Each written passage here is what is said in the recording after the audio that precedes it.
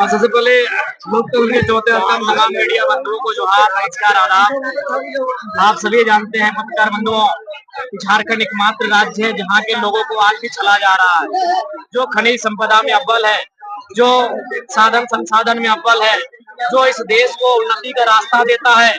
आज वो राजनीतियों के कारण, प्रबंधन की दुर्व्यवहार के कारण लगातार चला जाता है और उसी के क्रम में आज जन आक्रोश जनसभा का आयोजन किया गया था और हमने स्पष्ट कहा है कि आप आज की बात ना सुने।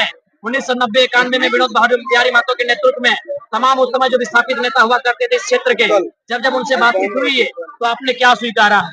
आपने रैयतों को 75% नियोजन देने की बात को स्वीकारा है, आपने उनको सुविधा देने की बात को स्वीकारा है, आपने उन्हें विशेष रूप से टेंडर में सुविधा देने की बात को स्वीकारा है। तो आप जिन बातों को आपने स्वीकारा है उन बातों को अमल करें, नहीं तो अब कोयलांचल की आग ने पकड़ ली है और इस बार जो आग धधकेगी वो तभी बुझेगी जब रैयतों की समस्याओं का निदान होगा। लोकतंत्र पर आपको भरोसा नहीं क्या? मारकाट की बात कर रहे हैं। देखिए मैं फिर पुनः कहता हूँ, मैं खेद प्रकट करता हूँ कि मैं एक विधायक होकर इस प्रकार की बातों को कभी कभी मैं कह जाता हूँ, इसके लिए मैं दुख और खेद प्रकट करता हूँ। लेकिन पत्रकार बंधु, आखिर लोकतंत्र की व्यवस्था में विश्वास तो है, लेकिन जो लोग लोकतंत्र की व्यवस्था में आज चला रहे हैं, जो पूंजीपति लोग, आखिर कब तक और कितने दिनों तक हम इंतजार करेंगे? यही बेरमो में आज 3 पीढ़ियां कोर्ट के चक्कर काट के मर गई, लेकिन आज भी न्याय नहीं मिल पाया है। तो सवाल ये है कि जिनका कुछ नहीं है, जिनका इस राज्य से सरोकार नहीं है, वो फल रहे हैं, फूल रहे हैं, वो लाखों करोड़ों का मुनाफा कमा रहे हैं और हम केवल लोकतंत्र की दुहाई देकर, संविधान की दुहाई देकर कब तक अपना नतमस्तक स्वीकार कर लें? तो क्या बांग्लादेश और नेपाल बनाना चाहते हैं भारत को क्या? नहीं, मैं वहाँ ये उदाहरण दे रहा हूँ जहाँ हमारी हो रही करप्शन है।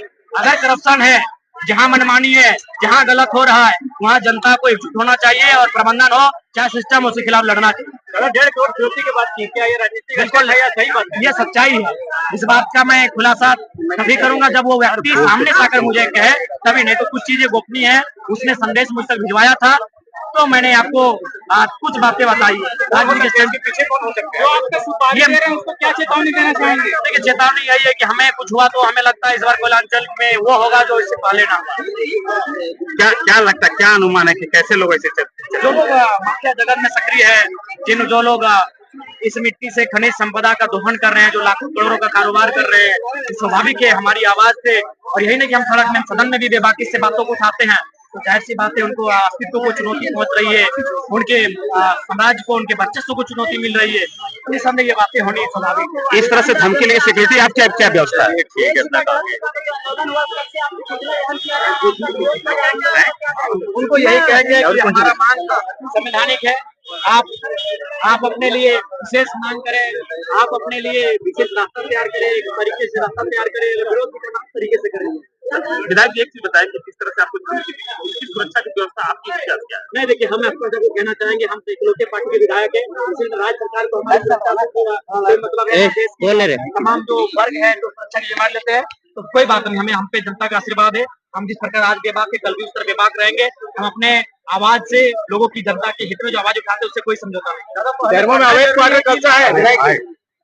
देखिए, लड़ना भी आवश्यक है, क्योंकि समय समय पर आपको इस अग्निकुंड में, आंदोलन की अग्निकुंड में अपनी आहुति देनी पड़ती है, चाहे वो आंदोलन के रूप में या बलिदान के रूप में, वो स्वतः चलता रहेगा।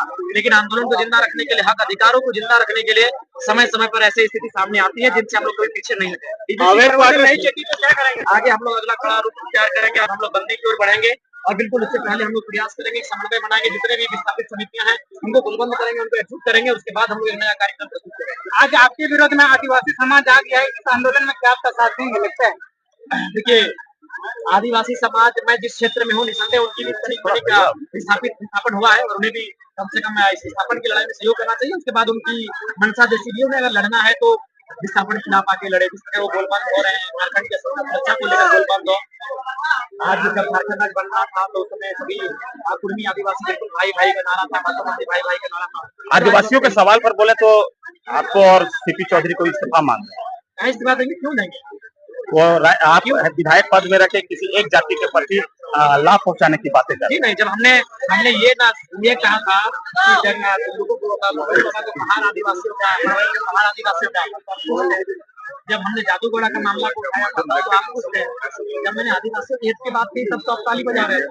अब आपने नहीं कहा कि आपसे आदिवासी की बात कर रहे हैं, आप मुसलमानों की बात करें, आप मुस्लिमों की बात करें, बागड़ों की बात करें, आप हिंदुओं की बात करें, मैंने तो प्रमुख रूप से आदिवासी की बात की, तब तो आपने नहीं कहा कि आदिवासी की बात करें। बेरमो में बहुत सारे अवैध वाटर कब्जा है विधायक जी।